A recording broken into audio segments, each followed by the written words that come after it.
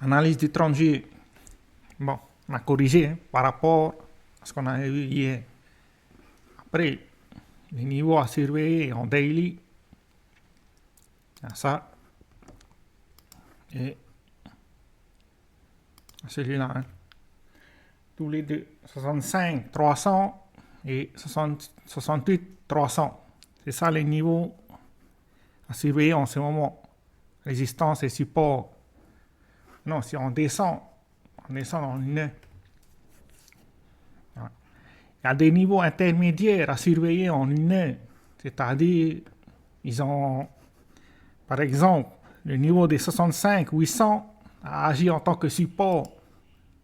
Je vais marquer ici. Après, je vais mettre support une heure. Et on a ce niveau-là qu'on avait précédemment là ici.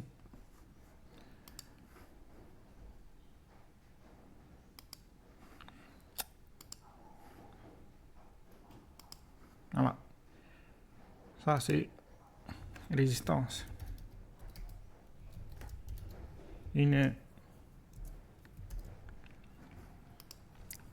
C'est ça les niveaux à surveiller. Si on retire ces deux-là, ça c'est en daily. C'est ça les niveaux à surveiller en ce moment par rapport à ce qui va arriver demain. Parce que demain, il y aurait de la volatilité, c'est sûr. Là, j'ai regardé un peu, j'ai fait un peu le tour. Il y a le marché boursier qui a baissé. Et il y a des actions comme Microsoft qui vont ouvrir à la baisse demain, une baisse. C'est plus de 8%, 7%, quelque chose comme ça. Donc je vérifie ça après. Maintenant, par rapport à ça, si jamais le marché arrive à retourner au-dessus de notre 67 000, c'était notre niveau précédent, on devait rester au-dessus de ce niveau-là. Comme là ici, on a fait un sweep, puis on est reparti à la hausse. Mais le problème par rapport à hier, on a fait un sweep, on a attrapé la liquidité qui était au-dessus, puis on a eu un avalement baissier, bougie d'avalement baissier, et on a clôturé sous le niveau précédent. On a cassé notre 67 000. Puis on est venu consolider entre cette zone-là. C'est pour ça de revenir au-dessus des 67 000, c'est la première chose à faire si le marché veut être haussier par rapport à la suite. Attends, mon café.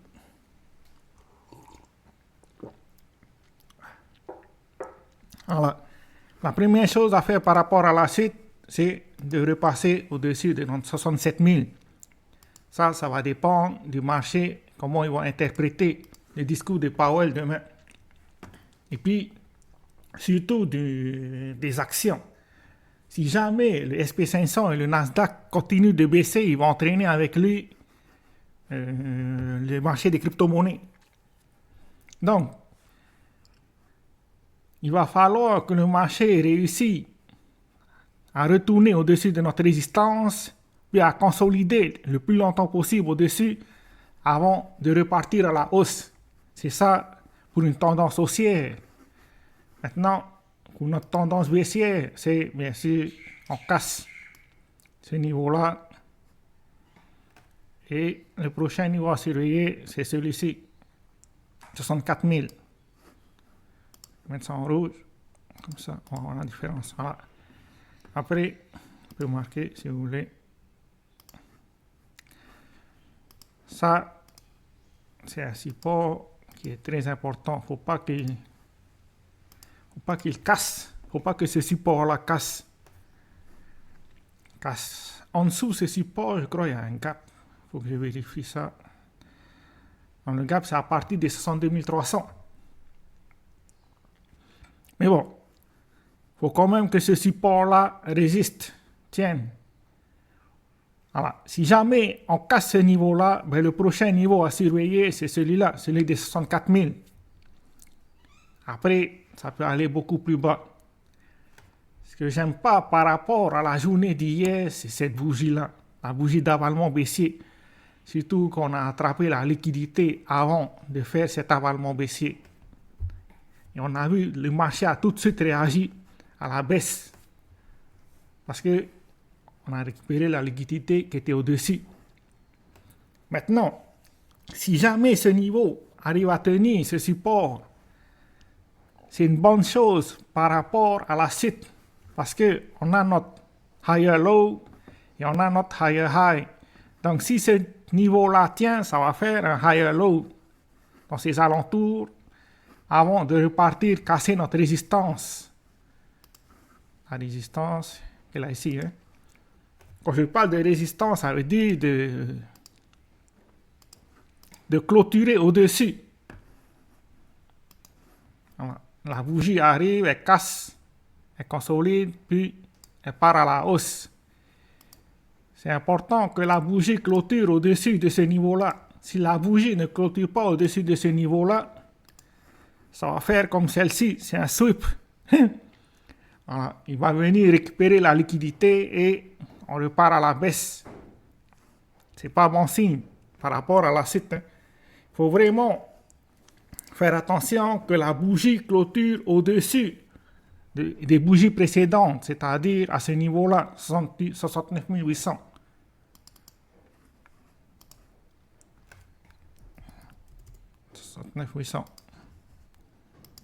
C'est ça notre niveau de résistance à casser pour confirmer notre tendance haussière. Maintenant, comme j'ai dit précédemment, le premier niveau à aller chercher, c'est le niveau de 60, on va dire en gros 67 000. Voilà. Si le marché arrive à consolider au-dessus de ce niveau-là, ben, ça veut dire qu'il y a des probabilités pour que notre support soit celui-là, higher low, avant de partir à la hausse. Il faut être prudent en ce moment, car demain, c'est sûr, il y aurait de la volatilité. Il y aurait des trades à faire par rapport à ça, ce que ça trader des news. Maintenant, ce qui est dangereux, c'est si jamais on casse à la baisse et que ce niveau-là ne tienne pas, ben, on peut aller chercher les 50 000, les 53 000. Voilà. Donc, je vais prendre un nouveau. Voilà. Donc, ça, c'est propre. Si jamais notre niveau, celui-ci, 64 000 ne tient pas, ben, on a en premier celui-là.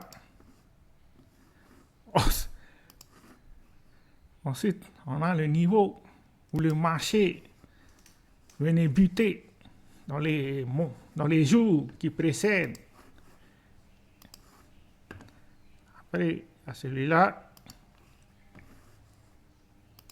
si jamais tout ça, ça casse, le prochain niveau, c'est celui-là. Bon, on n'est pas encore là. Hein. Voilà. Mais, il ne faut pas négliger tout ça. Il faut être prudent. Surtout par rapport au discours à Powell.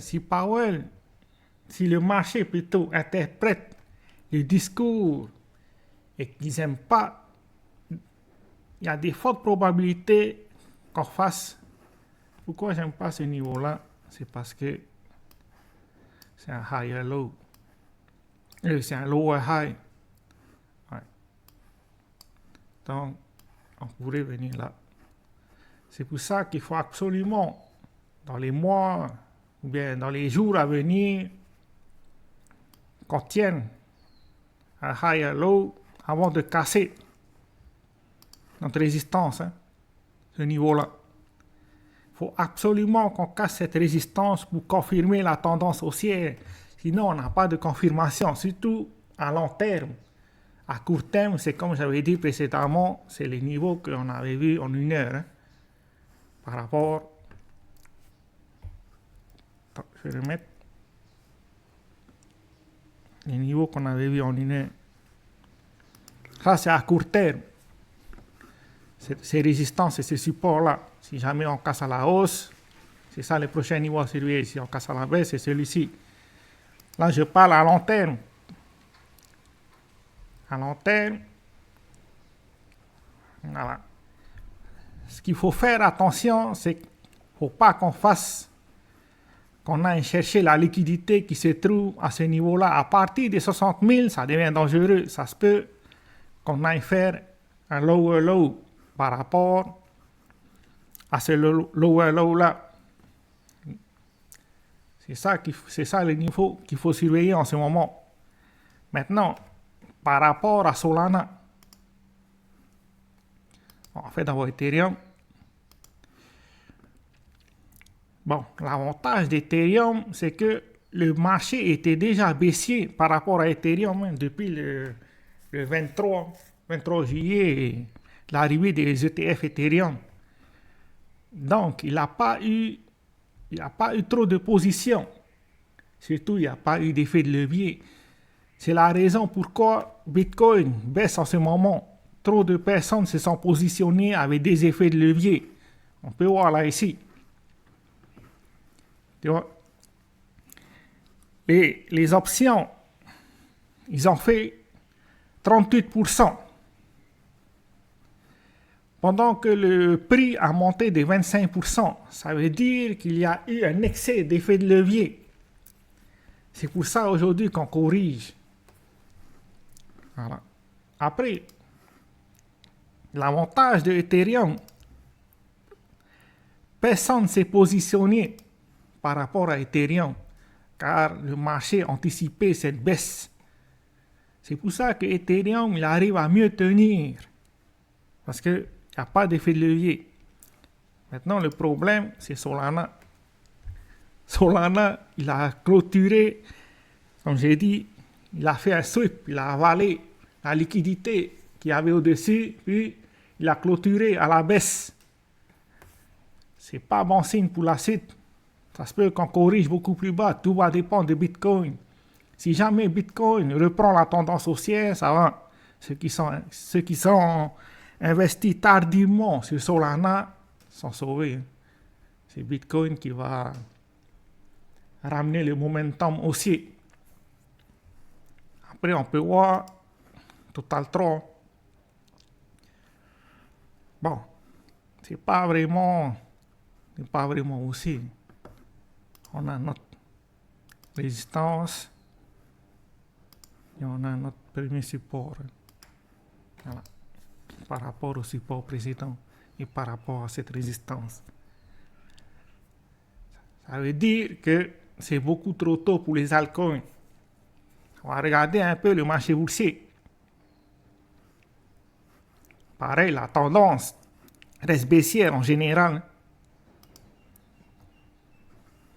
Pareil pour le Nasdaq. Après, les ETF, n'en parlons pas. Mais la plus grosse perte, là, depuis hier, c'est Solana. Parce que Solana, il était en train de superformer Bitcoin et Ethereum. Mais avec cet avalement, c'est-à-dire qu'on a rattrapé la liquidité et clôturé à la baisse, il y a de fortes probabilités qu'on aille chercher notre premier support, 172. Ça, c'est un support à surveiller. Si jamais ce support-là casse, on peut aller beaucoup plus bas. Hein. Voilà. Si vous voulez, je peux marquer quelques niveaux à surveiller par rapport à la suite. 154. Maintenant, par rapport à Bitcoin, non, c'est celui-là. Il y aurait des trades à prendre par rapport au discours de Powell demain. Pour ceux qui savent trader en scalping surtout, ou bien en day trading. Si jamais, je vais retirer dans ça.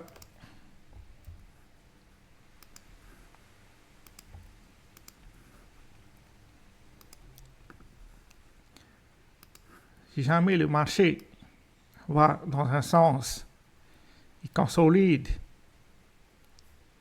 et après il casse à la baisse ou à la hausse, il y aurait des trades par rapport à ça. C'est-à-dire, si jamais il casse à la baisse,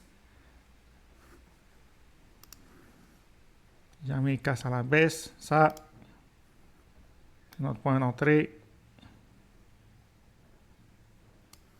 Support, et après, on peut aller chercher la liquidité qui se trouve là ici. Ça, c'est en intraday. Pas plus de 2 jours. 24 heures, c'est maximum. Ou bien 16 heures, ça dépend combien de temps vous travaillez. Après, si jamais on casse à la hausse, c'est de l'autre sens. On place sous notre résistance, qui sera un support si on casse à la hausse, et on peut aller chercher directement order block, qui se trouve au-dessus. Voilà. C'est ça à peu près les intraday que je vois par rapport à demain. Tout dépend de Powell et de son discours, surtout de la réaction du marché. On va partir dans un sens, que ça soit à la baisse ou à la hausse. On va aller à la baisse ou à la hausse. On va consolider. C'est la consolidation qu'il faut vérifier, qu'il faut être prudent. C'est à partir de ce moment-là qu'il faut commencer à se concentrer sur le marché. Parce que la cassure de ce niveau-là, de notre consolidation, va nous indiquer des probabilités de tendance à la hausse ou à la baisse. Et par rapport à cette cassure-là, on va pouvoir prendre notre trade. Voilà. C'est juste un petit bonus que je voulais faire. Merci d'avoir regardé la vidéo. Ciao, ciao.